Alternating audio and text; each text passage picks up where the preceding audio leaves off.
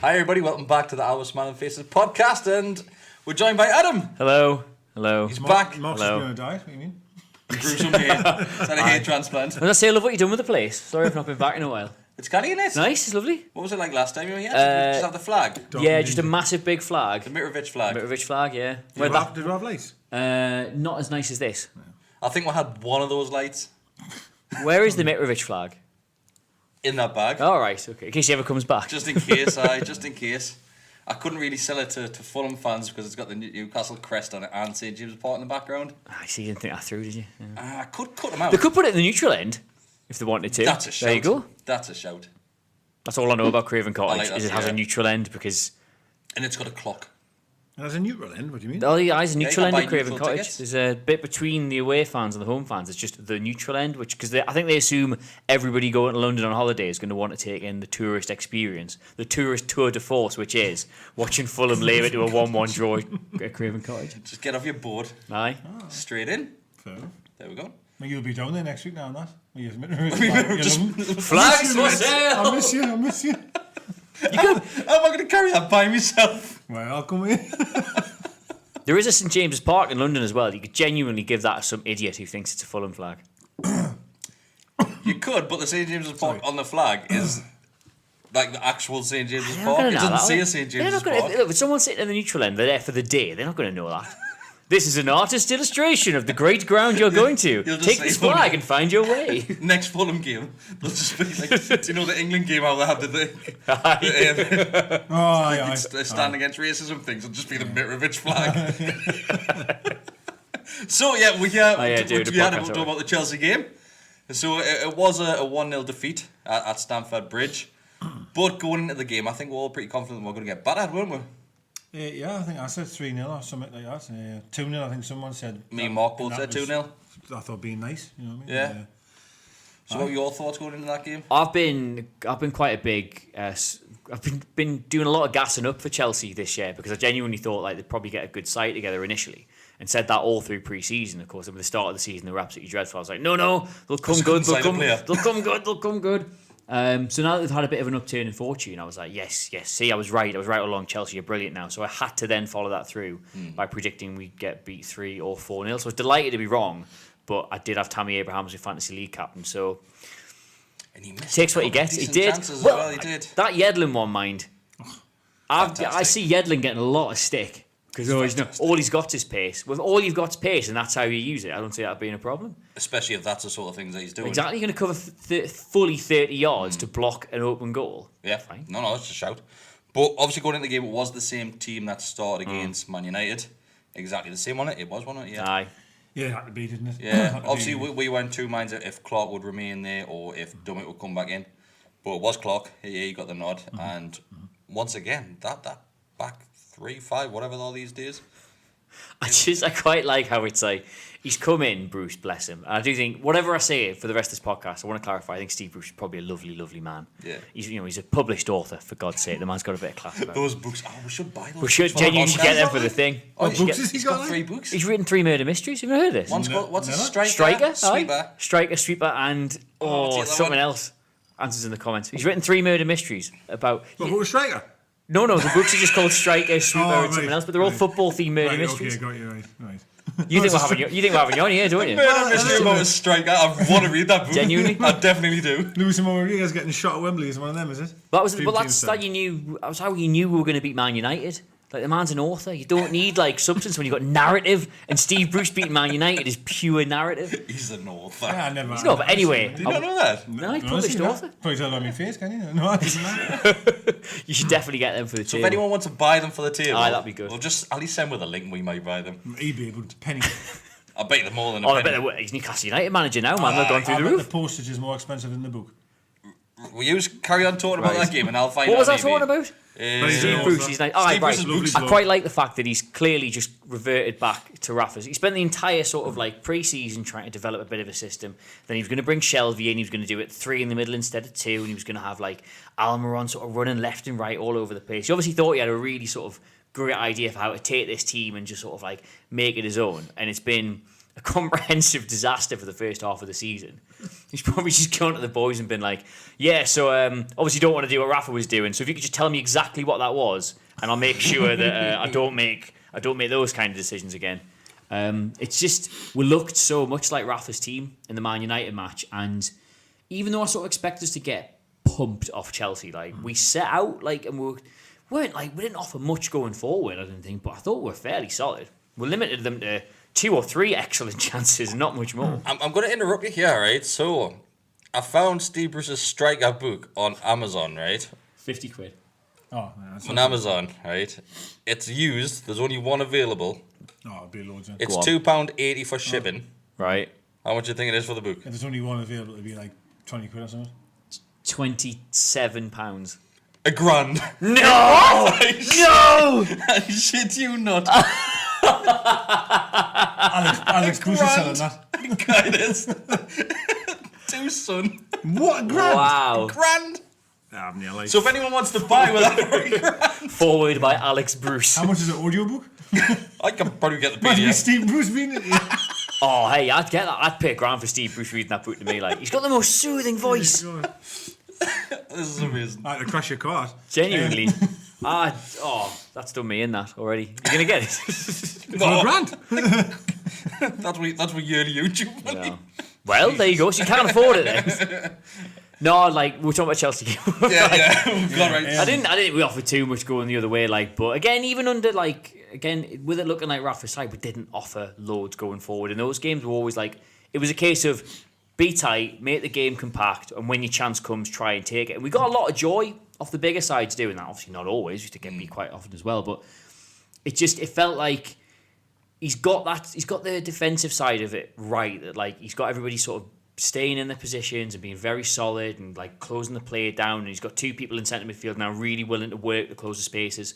So it feels like that half of it works, but whereas we used to sort of create the right chances for Rondon to score like a good ball which he would know how to attack, and it felt like everybody at that end of the pitch knew how to almost play the percentages to like just make things happen that Rondon could make a better chance than it actually was, whereas I don't think they've got a clue yet how to play with Joelton.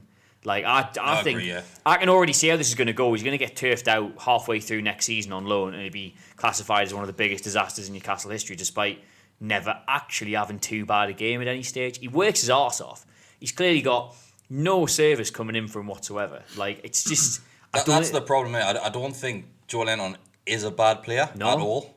I think it's probably the formation and the structure around him, which is making him look a lot worse than what he actually is. I think it's just a bit of time. Like, I think the reason Rafa wanted Rondon was because I think he identified him. He thought, look, I know exactly how to make chances for a player like that. Look at the way Norwich went out and got Pukki. He was disastrous at Celtic. But they looked at him, the scouting department was like, well, we actually make the kind of chances he does score. That's the kind of chances we make a lot of. Yeah. So he's probably a good buy for us. And I think the reason Rafa wanted Rondon was because he thought, you know what, if I sit them compact, I reckon I can I get a lot of good crosses into the box, a lot of things where a bit of power going forward would be good.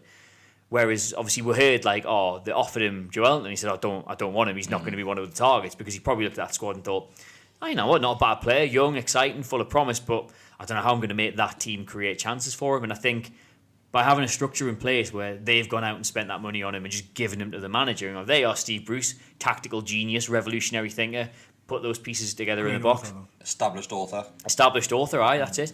Weirdly, I think would be the way, if you think sort of like styles of play, if he's reverting us back to that Rafa system and we're trying to play similar to how we did last year, if you want somebody like Rondon at the top of the pitch finishing those, I think there's a case to be made that like they're going to just have to hope Andy Carroll stays fit all season, because we'll look more dangerous when he's on.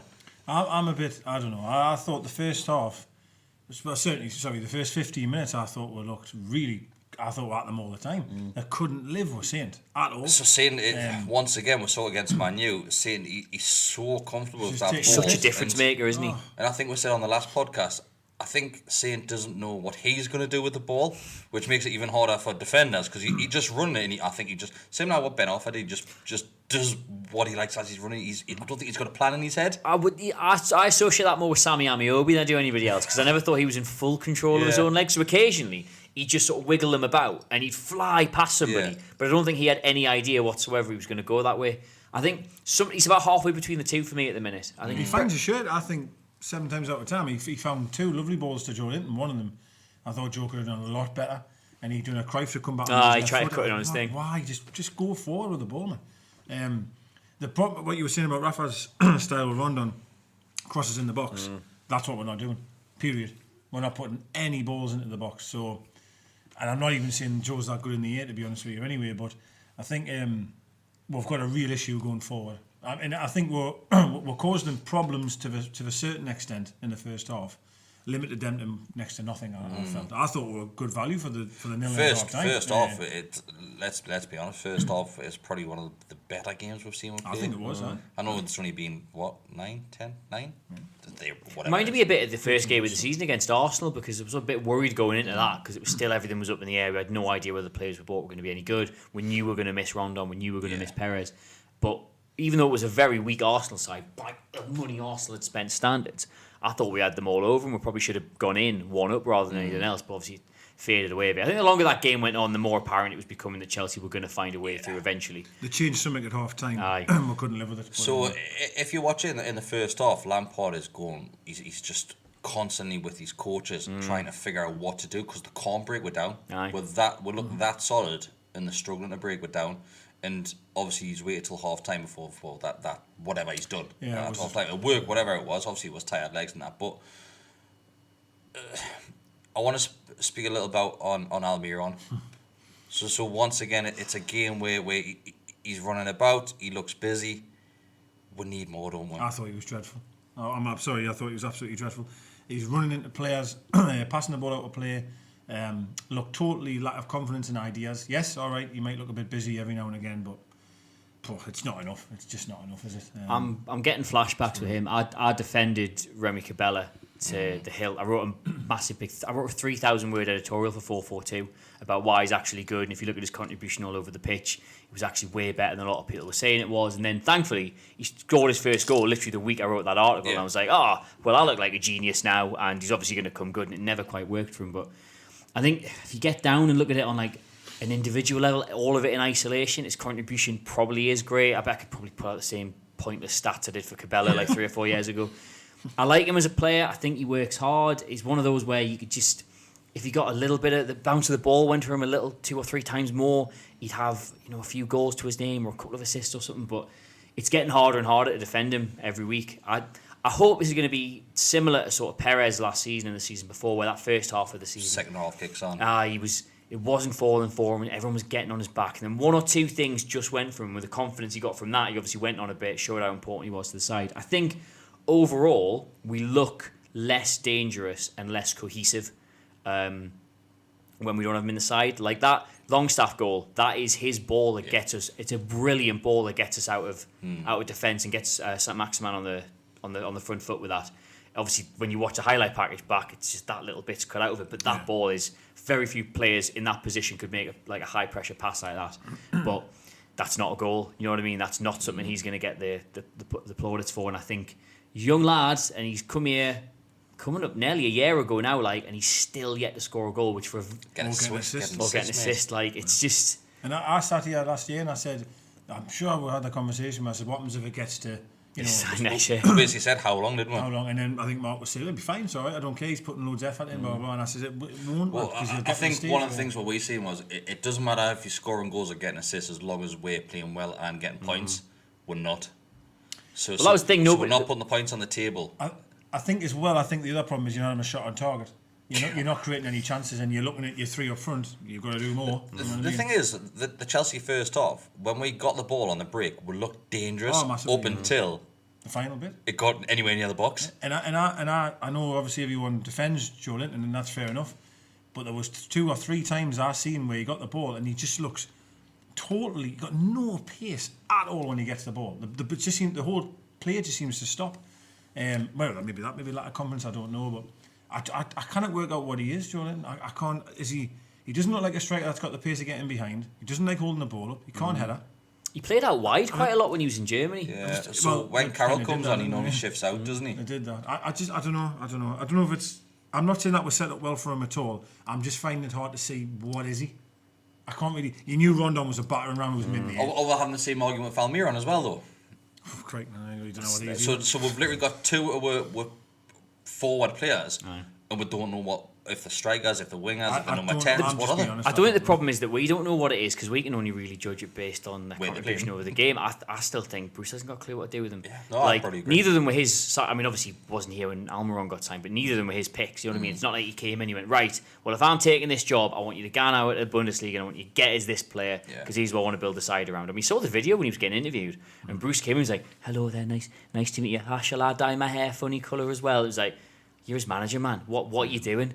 Like, it was like, honestly, it was watching that was like Joe Linton was like meeting his girlfriend's like dad for the first time. It was just like Joe thought he was a fucking kid. Like a supply teacher or something like that. You just see, he was like, who's this? Oh, you're right, yeah. Where's Rafa Benitez? Like, what's this dinner lady asking us how I'm doing for? I don't think at the top end of the pitch he's got any real idea how to get the most out of these players. But I do think genuinely, if you look at like the raw ingredients of the kind of players where there is a lot in there. Like, remember Almiron's debut, man? He got clean through in the first couple of minutes and he chipped the keeper and it just bounced off the post and out. If that goes the other side... And he was too fast for the ball, wasn't he? Aye. So it hit off the post and he was already past the ball. Passed it, aye. A slower player would have just tapped in a rebound. Part of us feels that, like... I don't know. Part of us feels that we're setting up in such a way now that we're not really asking Almiron to do anything different than what he hasn't done before. We just play out wide and do what you did under Rafa. Do you know what I mean? Like, I know people say that... that Bruce can't get them to work together, and that's fair enough, but I still think it's pretty obvious what we're trying to do. Joe, you're up front, you've got two wide men. It's pretty simple what we're trying to do. The bottom line is, I think Saint's offering a lot, I do, but I also see sometimes when Saint gets it, it's him against the world. Aye. It feels I don't blame him, to be fair. He gets it and he's literally just taking 10 players on. Was it after the Man U game he was interviewed? Who was he interviewed by? I can't remember who, but he started talking about basically saying, I can't keep on running. Like basically, I can't keep on attacking. You can't? Like, I need to have like a breather now and again, and we're expecting him to get that ball in the own half and just run. Constantly? I know. And I said this to you last week or the week before was, I say that to you, I watched Sheffield United last night, and they were passing it around amazingly well, right? Couldn't name a player that was on the fucking pitch, right? But anyway, they were passing it around really, really well against Arsenal, right? And when I watch us, if we ever get an opportunity, someone has to beat 5 players. Go back to the same goal. So he has to carry the ball almost the full length of the field. Williams has got to do a mint bit of skill. Yeah. There's no actual fluid passing. There's no breaking anybody down. Someone has to get the ball and physically run the full length of the field before we have a chance. You can't do that, man. I think it's clear to see as well. Thankfully, we've scored few enough goals this season. You can still, in November, analyse them all individually quite easily in your head. And we can remember them all. Every single one of them. It's either a break of the ball, where like something's just broken and we've lashed it. Tottenham goal, for example, we're a bit fortunate with that one. The one we got, was it Watford at home, the Shaw one? The Shaw one that broke. Matty Longstaff one. The Matty Longstaff one, as you say, had to be a brilliant ball out of defence. Yeah, I beat 3 players. Jerry Williams had to put 2 defenders on his arse and roll at the side. Not a single one of them, a single goal we scored this season, if you sat there and gone, I can see they've worked on doing exactly that in training. Like the Liverpool goal, no way in hell did Steve Bruce go, what I want you to do is, I want you to take Alexander Arnold on, push him back to his own goal, cut in on your weaker foot and just leather it in. Like, every goal seems so, it's almost fantastical after score. We kind of just work one into the box, pass, goal. It's all or nothing. Someone has to do a miracle. I hate to continually bring up Rafa, but virtually every goal he scored in it was like, that's very methodical. That I can see exactly the weakness you've exploited to do it. Like sometimes it was nice, sometimes a bit spectacular, but it was always like, how do we grind out that one goal? Like, remember when the first season we came back up, we were struggling so badly, and we beat Man United 1-0 at home, and it was from a really well worked set piece, and it was the second. I was at that game. It was the second or third time we tried that exact ball, like long that side of the box. Someone heads it across. Don't know, it probably didn't work on like Perez doing the deftest touch in the world on the penalty spot to fire it in, but it worked on that routine. Was that when Richie scored? The Richie one. It was Dwight Gale who did that touch. It was a Gale. What a touch! It was an amazing lay off to Richie. But I agree. Again, we're getting free kicks in dangerous areas and corners, and nothing's coming of them at all. We're not good enough at set pieces offensively, and we're not creating chances for a striker. I still question him a little bit sometimes, but something has to change up front. Now, the problem you've got with that, though, is we're so well set up at the back at the moment. We do look quite hard to beat at the minute. Man United couldn't score. Chelsea only got 1. Fair enough, I agree. Edlin had to clear one off the line. But anyway, what do you change going forward, which is going to keep the back the same? Well, that's what I was going to say now. Is it a straight swap for maybe Almiron and then someone else coming in? You've got Atsu on the bench, you've got Mutu on the bench, or Gale. That could play in a similar formation what they are. Well, this is the inherent problem you get when the people making the transfer decisions are not the people who are putting the team on the pitch. Like the kind of players we've assembled, we've got 2 flags now. The kind of the squad we've assembled right now. If you want to, he has to set them up that way because we've proved already this season they're not good enough to play more open, or they're not good enough to play a slightly different system. You play with the 3 at the back with the 2 wing backs, the 2 lads running their arse off in the centre midfield and hope the front 3 do something by hook or by crook. Yeah. That's how that team's got to play. And you look at the options on the bench. Muto couldn't get a kick last season because he doesn't fit that. You can't really play him out wide. He's not got the pace or the guile. He's probably a really good sort of like number 10 up and play off a forward. Even the few times he played up front by himself, he's looked every now and then, but he's not like he's not battering around. Yeah. He still hasn't got like what Joelton's got.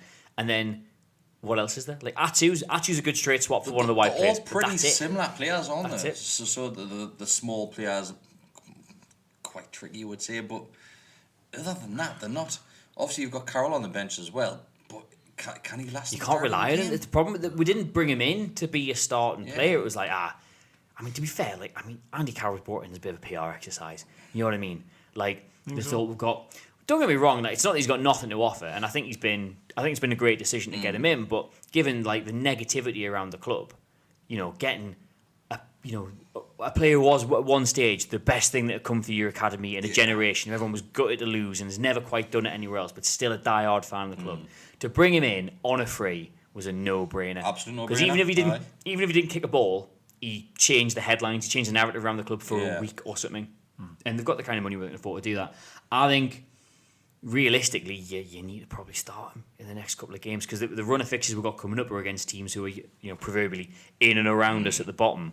And us beating Man United 1-0 is great. Us losing 1-0 to Chelsea is, it's not a terrible result, all things considered. But they're not the matches that are going to determine whether or not we stop up or not. It's the likes of the Watford at home, the Brighton at home. Yeah. Games more games where we're already like behind. We didn't look strong in those games. I will say though, if you look at the fixtures we've had already, because we're still relatively early on in the season, we've played 5 or 6 of the big clubs already, and it wasn't there. I mean, we've got a pacing off Leicester. Yeah. But it wasn't the big sides that gave us a hiding. Norwich as well, Norwich was where I felt like it bottomed out.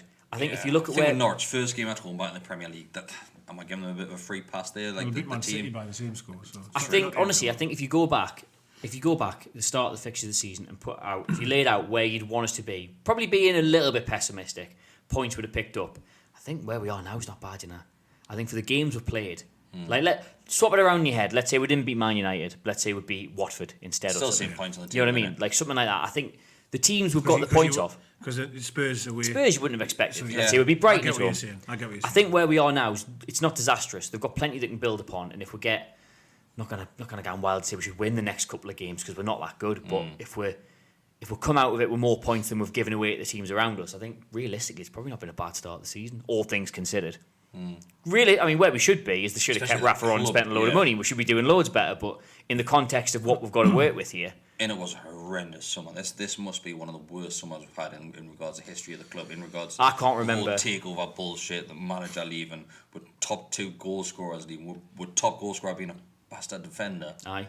It's just and replacing them as well with 2 lads who, despite being full of promise and may well come good, are unproven in this league, in this country, at this level. Like, it's just... And they're coming in a shit time. Aye. Yeah. And not even with the summer before wasn't a particularly great summer. Like, we got Rondon on loan, you know what I mean? Like, let's be honest, Rondon took a while to get match fit as well. Him and Perez struggled at the very start of the season. Watford at home, I think, was his... Sorry, apologise, away was his first goal, I think, might have been, but I remember... The one where... terrible when he first come on, but I think he just wasn't fit, wasn't he? What was the home game where Kennedy put that absolute Ginola ball in for him? Unreal. I can't remember the game. I know, sorry. The braided in the back of the net. Like it was like for like. Proper Shearer head. It was unbelievable. Wasn't it? Was it Ferdinand? Because they put the 2 photos, two videos in the area, wasn't it? And it was almost identical. Unreal. That was amazing. Yeah, but was it header? Was header on a bullet header? Like he got 2 in that game. But it was then. It was it was earlier on than this, but it took a while to get going. You thought, all right, they kind of do. The negativity that had been around that summer, because again, lo and behold, we thought we were going to get taken over, and it just didn't happen. Yeah. It takes a while for these things to go away, and I think if people sort of look at the fixtures and look at the games we've played, it's not been that bad. You two are probably sick of talking about this. You probably do it every single week, like talking about how where we are now relates to the summer. To be honest with me, you might have listened or watched something in the past, and we'll try to be a little bit positive about things and try to look at it half glass full. But that's where my half full glass is. Like. So then it comes at times in games and you're thinking, it's looking bad. If we're struggling to get a shot on target in 90 minutes of football, that's worrying. But it doesn't bother me as much. Someone at work today was going on and on about it, and I was like, listen, like, it's Chelsea away. Like, it is what it is. Me worry is, though, and I do agree slightly that I feel if we don't change formation, and I don't really want to do, but if we don't, I just can't see where we're getting enough goals. Because Almiron and him up front on his own are not going to come good. I can't see it. I can't see how it's going to change. And once again, on the last podcast we mentioned, we're talking about him again, but we can't help it. Rafa, he always seemed like he had a plan, and it always seemed like he could get out of a situation. And we know had such a bad start. But you always had. I maybe agree slightly. There's some games I went to and I thought, fucking hell, that was bad. I remember West Brom away was one of the worst games I have ever seen. Watford at home was terrible. But it wasn't necessarily that you thought there was a plan there. You just believed in him. You believed that he would eventually get it right. I never sat there and went, we know exactly what we're doing here. Sometimes, honestly, we didn't know how to pass the fucking ball. We couldn't take a throw-in for 2 years. Still couldn't be. Well, right? I'm being able to on that's not changed. We couldn't take a throw-in. So you kind of start always saying that it was always perfect, and even though we're getting beat, we had a plan. Bollocks. I seen we play and we couldn't pass a ball. We were shit. But you always knew eventually Rafa would get it right. My concern is that I don't have that much faith in Bruce. I hope, yeah. And that's fair enough, you know. I think I'm probably right in saying that. But a couple of things I want to mention, obviously, before we wrap this one up, is Alonso's tackle on Yedlin. Oh, it was a shocker. Bad. Is that yellow or red? It's not the worst thing he's ever done, but it's still a bad one. It's not. Talking about those murder mystery books. I don't know. In real time, when I see it, I thought it was a red. But I'll be honest, I'd probably be disappointed if one of our players got sent off. Well, that's the thing. One of our players would get sent off for that. You know what I mean? So I judge it as a whole. It's a tackle out of pure frustration. It was, yeah. He knows for fine well he's not getting anywhere near that ball. Yeah. I'm thinking plus Yedlin was at the moment. Exactly. Maybe he could have got red, and I don't think I'd have too many arguments. Do you know the thing? We've been unlucky with this. Like Richie's been out because of that tackle in the League Cup game, which was a yellow card, was it? It was shocking. I don't think I got booked. I don't think it was a shocking tackle. We've been, and I mean, don't get me wrong, I'm not saying Matt Ritchie would have played all the last few games and scored 8 or 9 goals and dragged up to the Europa League place or anything, but he's a key senior player, though, isn't he? We've been weaker without him, and you know we've got nothing from that. And that one could have put. I know again, a lot of people have different opinions on Yedlin. I don't think we've settled on a first choice wing back, right back. I think I have now. So at the end of last season, I was torn between the two. I was Mankey or Yedlin. With Yedlin the last couple of games, I think it's a no-brainer for me. Like, Kraft not even get a mention. We did, but not a very good one.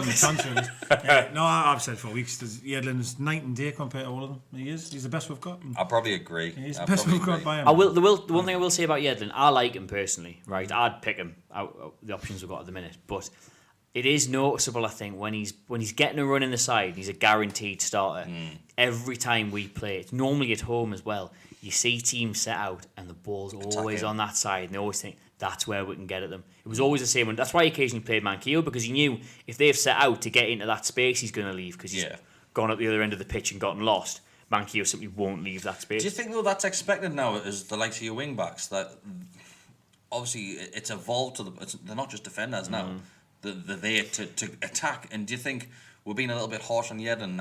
I'm probably be the worst for it. In positionally, he looks shocking at times. Is that because we're expecting so much going forward? I don't know. Like you watch, like when Dummett plays on that side, I never see him like 10, 15 yards out of position. So you could argue he's not adventurous enough when he's down that side. But that would be my argument against Dummett. As soon as he sees a halfway line, he literally shits his pants. Great. Yeah. Like he literally shits himself. I think Yedlin plays better with 3 at the back than a 4. I God, I wake up in the night worrying about Yedlin playing in the back 4. When Yedlin's in the back 4, which he has been in the past, you see real issues positionally, real problems. But with 3 at the back, it gives him the opportunity, if he's out of position, the right-hand side of the 3 can come out and help him. So that helps him quite a bit. But compared to what we've got, he's absolute night and day compared to what we've got. Going to the goal that they scored, Dubravka, I thought, played absolutely brilliant. Especially the second half, pulled off some amazing. I was delighted by that because I loved Dubravka when we got him, and he's had a bit of a wobble. I wouldn't go so far as say a loss of form, but the level he was playing at for, some of the saves he was making, some of the points he was dragging us to, he wasn't quite doing that. He was basically just playing at like a normal level, like perfectly fine. But when you set the bar, Yeah, especially what our fans are like. If you go a little bit underneath that, all of a sudden you've lost it. You crap out. You never want to see him in the shirt again. So I'm delighted he's had a bit of a banner game. Like, but it was a soft goal, wasn't it? Well, do you not think he sees it late? Do you not think he sees it late? It's one of them where if you get a hand to it, I played in goal most of my life. If you get a hand to it, you think you should have saved it. But I think I changed my mind on it 2 or 3 times. The first time I saw it, I was like, if you're disappointed with that. The second time I saw it, I was like, it's bad. A couple of different angles, you just think you're not expecting it. The way he's set's kind of right, and it's not really what you'd be expecting in that situation. I know it's like really. Well, yes, no. You're just arguing with yourself, yeah, mate. I know. Have you got a piece of chalk? Well, from what I've seen, Saint is also to blame because Saint could have come back and Martin, but that's not his game. He's not going to do that. And you can blame him whatever. But he gets it, and he's going to have a shot. He's got no else on. I agree with what you're saying though in regards. He got a hand of it, and he probably once he got the hand, he's like, fuck, I probably should have kept it out. But I don't want to be too hard on him. It is what it is. It was just disappointing because he could have been sent off him. To be fair, could have been, and then he goes and scores a goal. So it is what it is. But the worrying thing was the second half. They completely stopped St. Maxim, absolutely, categorically stopped him. That maybe was our fault as well because we weren't giving him the ball. It could be our tired legs as well. Like obviously with St. Maxim, what was it? His second start? Yeah. Coming straight back from injury. It's probably tired legs. Maybe. I didn't feel like we ever gave him the ball. Like we just give him the option. We totally seemed to whatever we were doing in the first half, we lost it in the second. And whether that was a tactical change from Lampard, fair enough. But then I thought Almiron was on the pitch for far too long. Because he was dreadful. He was absolutely dreadful. He was getting worse, if that's even possible. He then brought on Carroll and moved Joe Linton to the left. I think. Did he keep Almiron? No, he didn't. He took Almiron off, didn't he? He moved Saint to the other side. So the 3 subs that came on were Carroll, Atsu, and who else was it? Atsu was very, very late on. Gale. So Gale was back. Weird, wasn't it? The one thing that got me about this, I had it on at work. I was watching it in the office, and it got to sort of the last 10 minutes, and we were sort of lumping it up to Carroll. All these balls are going into the box. And I noticed that, because we've been 1-0 down against teams plenty of times the last couple of years, loads of times, and I always thought, might get one here now. Yeah. I remember what it reminded me of was the Bournemouth game last season where we'd been really unlucky and we shouldn't have been I think it was 2-1 down shouldn't have been 2-1 down, we'd been much a better side. And then I just thought, if we just keep going here, we'll get something. And then Yedlin crossed the ball at the first aeroplane he saw and it dropped for Richie and it went in. And I remember celebrating the thing and seems about right that we're always going to get a goal if we kept going. I was just watching it really casually, this will be funny. Something funny might happen. I wasn't expecting a goal at any point. I was like, someone might fall over or a steward might get the ball in his face. That'll be good. I wasn't at any stage expecting a goal to happen. Yeah. It's just, I will say the last 2 games of Chelsea and Man United, and there'll be teams in other parts of that division, parts much closer to us, who have been watching St. Maximin and watching Joelinton and watching just how tight we are at the back, and they'll be worried about playing with, especially after the last 2 games, because if you'd offered any of our fans 3 points off Man United and Chelsea, 1 goal conceded and 3 points, that's from where we were against Leicester, that is a huge turnaround. And if we just play 75% of that level against the teams around, we'll get something. It will certainly not be difficult. I agree. I agree with what you're saying. I just worry about goals. Oh God! Hey, look, I'm confident at the moment. I'm a little bit confident that I think we'll be in games. I think we'll be in games for a lot longer than the Leicesters that we've seen this season. But you're worried if we go behind. Yeah, I think if we go behind, we haven't scored 2 goals yet in a game this season. No. So if we go 1-0 down, we're fucked. That's the thing you were saying about never. It's not a case of you watch games that Rafa's always got a plan. Because you're right. Some of the games we played were absolutely shocking. Terrible. And if you did have a plan, it was completely the wrong one. But like you say, you're always in the game. And if you look at that stat about the amount of times we conceded 3 goals under Rafa, it was Liverpool once, and that was it. No matter who we were playing, no matter how long we were getting beat for, never more than 2 games in it. We're always 1 goal away from getting level or getting the game back on. And what I was watching that Leicester game where it got a 3 and then it got a 4, it could have got a 7 or 8 realistically by the end of it. And I thought, I've not seen this since Pardew. I've not seen this throwing in of the towel since Pardew. So that's where I thought. Well, we'll discuss this. I thought that Bruce had lost it all when we got beat off Leicester. And then we've seen the Man United game 1-1-0. I'm the players have, there is something still there. They obviously still believe in Bruce. It hasn't levelled itself out yet, has it? No, it hasn't. And I just honestly feel that there needs to be a change up front to have any chance, personally. And I'm not blaming Joe for that. I just mean, at the moment, it's not working. It's not working. But then again, the flip side is you've got your number 9 who's worth 40 million. You kind of bench him, can you? That's the other argument. But for me, I almost think you've got to go 2 up front somehow. I really do. I think you've almost got to go. People are shouting for Carroll and Gale. Now that might sound real Championship standard stuff. That's Harry. That's Harry Redknapp. Like, Pure Harry Redknapp. But would you say though? Would you say we've got nothing to lose? Let's be honest. Is Carroll going to do any worse than what Joe's been doing? Nah. I'm sorry, like he's not. He's not, is he? And you need to get someone in and around that striker. What you then do with Saints, what the hell? Because if you're going to put 2 up front, what do you do with Saints? Is you just totally free wall? Yeah, you'll play someone as a 10, haven't you? Rather than having 2 wide and 1 in the centre. You got to have one. That's if you're keeping the same formation. I mean, if you're playing 3 at the back, wing backs, 2 in midfield. I don't think you can deviate from that. You can't deviate from that. Yeah. Then what does it leave? It doesn't leave you much else, does it? You know, that's my worry. Well, we talked about Marfa Duca when you were talking about that shirt before. That little run. I've got Marfa Duca's. Well, I've got Eddie's shirt. There you are. Viva la Raza. Get him up front. We found a little bit of blood on it earlier, which is quite worrying. Jesus. So that's awful. That's horrendous. It's absolutely rank in it. Like I kind of hope that's my blood, but it's definitely not. It's off his dick. It's his dick blood. Snap his banjo and put it on. That's it. Or had it on at the time. Right, so thanks to Guillermo Clothing and thanks to Geordie Gifts for sponsoring the podcast. And I thought you were saying for sending us a shirt. No, it's for sponsoring the podcast. This is Eddie's shirt. Eddie's shirt. This was a drunken purchase on eBay. Another one. To go with this. At least it fits anyway. What? At least it fits. Not like this scarf. Yeah, or the pillowcase. Or the pillowcase flag. Yeah. Right, see you later. My business.